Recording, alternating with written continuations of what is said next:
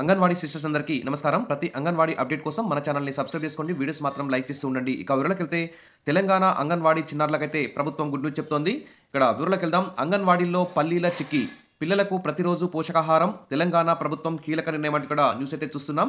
తెలంగాణ రాష్ట్రంలోని అంగన్వాడీ కేంద్రాల్లో పోషకాహార పంపిణీలో వినూత్న మార్పులకు తెలంగాణ ప్రభుత్వం శ్రీకారం చుడుతోంది. చిన్నారుల్లో పెరుగుతున్న పోషకాహార లోపాలు, రక్తహీనత, ఎదుగుదల నిదానత వంటి సమస్యలను సమూలంగా తగ్గించేందుకు అంగన్వాడీ కేంద్రాలకు వచ్చే ప్రతి చిన్నారికి బెల్లంతో తయారు చేసిన పల్లీ చిక్కీని ప్రతిరోజు అందించే ప్రణాళికను ప్రభుత్వం రెడీ చేస్తోంది. జాతీయ స్థాయిలో 2047 నాటికి శిశువుల్లో పోషకాహార లోపాలను నిర్మూలించాలన్న జాతీయ లక్ష్యానికి అనుగుణంగా తెలంగాణ ప్రభుత్వం ఈ నిర్ణయాన్ని తీసుకుంది. కొత్త పోషకాహార విధానంలో భాగంగా అంగన్వాడీ కేంద్రాల పాత్రను మరింత బలోపేతం చేస్తూ చిన్నారులకు అందించే అల్పాహారంలో నాణ్యతను పెంచేందుకు చర్యలు తీసుకుంటోంది.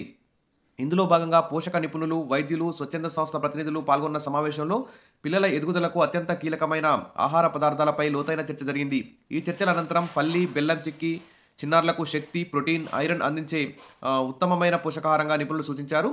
ప్రత్యేకంగా పల్లీలు, నువ్వులు, బెల్లం వంటి పదార్థాలు పిల్లల శారీరక, మానసిక ఎదుగుదలకు మిశ్రితంగా పనిచేస్తాయని వెల్లడించారు. పిల్లల్లో రక్తహీనత తగ్గించడంపై నజర్. అంగన్వాడీ కేంద్రాలకు వచ్చే చిన్నారుల్లో అధికంగా రక్తహీనత ఉంటుంది.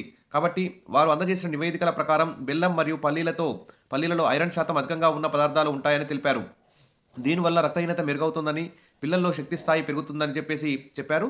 సంక్రమణ వ్యాధుల నివారణలోనూ మంచి ఫలితాలు వస్తాయని తేల్చెప్పారు. అంగన్వాడీ కేంద్రాలకు అందించే ఆహారం ఆకర్షణీయంగా, ఆరోగ్యకరంగా ఉంటే తల్లిదండ్రులు పిల్లలను అంగన్వాడీ కేంద్రాలకు క్రమం తప్పకుండా పంపిస్తారని అధికారులు భావిస్తున్నారు.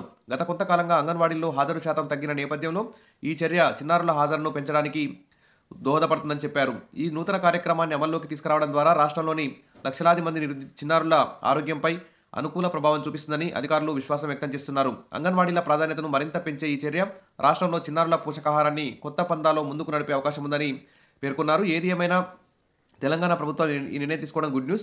కానీ అంగన్వాడీ టీచర్లకు, ఆయాలకు కనీస వేతనాలు 26,000 అమలు చేయాలి. అదేవిధంగా మెనూ బిల్లులు కూడా పెంచాలి. అంగన్వాడీ కేంద్రాలకు ఆధునిక సౌకర్యాలు కల్పించడం ద్వారా అంగన్వాడీలో హాజరు శాతం పెంచవచ్చు. అంగన్వాడీ టీచర్ల, ఆయాల పనిభారం కూడా కొంచెం తగ్గించాలి. యాప్లలో సమాచారాన్ని అప్లోడ్ చేయడం కూడా తగ్గించాలి. ఈ విధంగా అంగన్వాడీల బలోపేతానికి కృషి చేయాలి.